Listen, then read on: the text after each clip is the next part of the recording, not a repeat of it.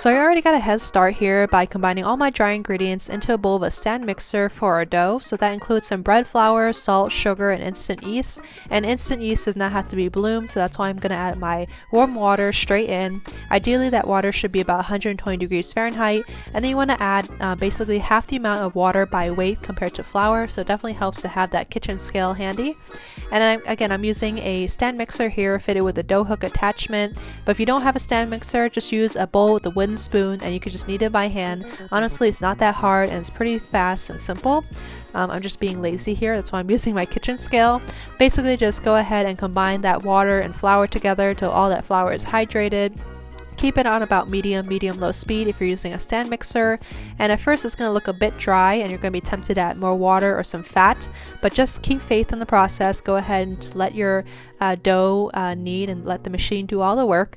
After about 5 to 7 minutes, your dough should come together. It should be nice and smooth and hydrated, but still very firm, so just keep that in mind. There's no there's no fat in this dough, so it's going to be quite a firm dough.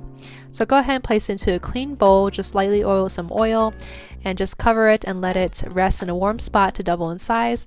And then moving on to our chicken and mushroom filling, I just of course have some mushrooms, so I'm using some dried shiitake mushrooms, which I need to rehydrate in some hot boiling water. Just let it sit there on your countertop for about like 20 minutes or so, or basically until it's completely, soft. And do cover it, make sure that it's submerged under the water.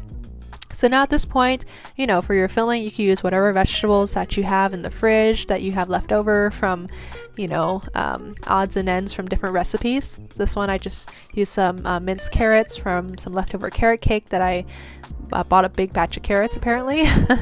And then to that I'm just adding some freshly minced ginger. I added some scallions. Later on off camera I added some chopped cilantro, but you can use whatever flavors and seasonings that you like. You can use water chestnut, celery, bamboo shoots, whatever you like. So now at this point the mushrooms should be nice and rehydrated, nice and soft, where you can really wring them out of all the moisture. But do make sure to keep that remaining liquid, that mushroom water, because it does have a lot of good umami flavor, so we're going to add a little bit to our filling later on. So now I'm just going to go ahead and mince that up with my knife, and you can definitely just throw all these ingredients into a food processor if you prefer, but going old-fashioned by hand is just as easy. So there you have it, you have all the veg there in the bowl. And now at this point I'm just going to add my meat. So I'm using some chicken breasts here, some boneless, skinless chicken breasts, which obviously is very lean compared to like a chicken thigh or even like a ground minced pork or something like that. But you can use whatever cut of meat that you like. You don't have to use chicken. If you want to use pork or beef or something else, that's perfectly fine.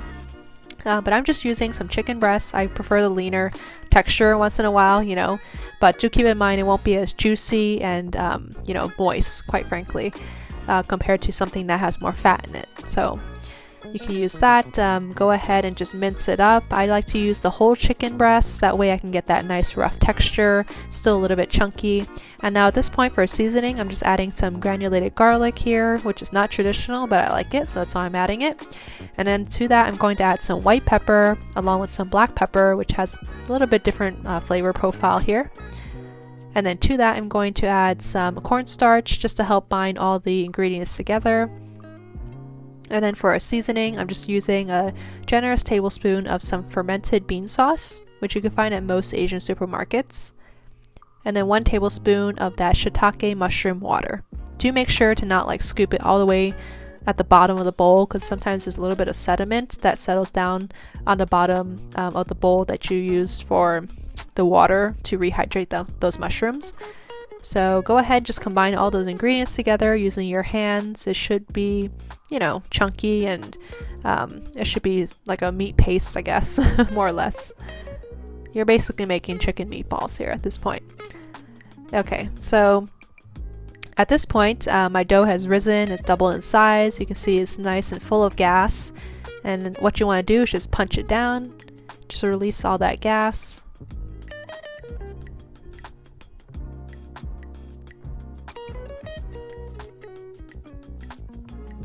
And then once your dough is deflated, You want to go ahead and just divide your dough into even pieces. You know me, I like my kitchen scale, so since I had it, I'm just going to divide it into 10 even-sized buns. So for 10 even-sized buns, it's going to be roughly like 50 grams per ball of dough, plus or minus 5 grams, not the biggest deal in the world. So go ahead and just proportion it out. And now as far as rolling and shaping your little bao, you want to take each piece of dough and just roll it out on your work surface as thin as possible. And then go ahead and lift it up, place it into the palm of your hand, and then in the center you want to add a generous heaping tablespoon of your filling. Just try to mound it up as much as you possibly can, just to keep it nicely shaped. And then using one of your thumbs, you want to hold down that filling to make sure it stays in the center and doesn't spew out. And using the opposite hand, you want to use one index finger along with one middle finger and just pleat it all along the edge, and make sure to rotate that bao or that bun as you're pleating. I'm definitely no expert when it comes to bao, you know, shaping and pleating and all that, so you know, either way, still tastes the same, still tastes good. May not be as pretty, may have ugly buns, but it's all good.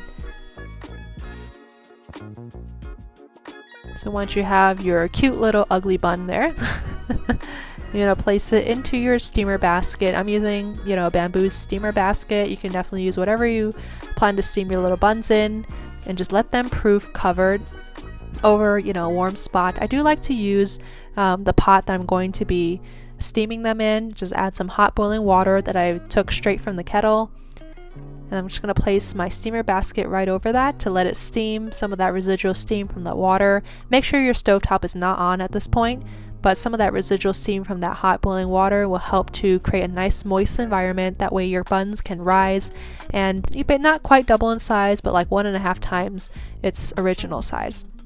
And it should be nice and light and airy at that point if you kind of touch it just lightly. Make sure not to smash it.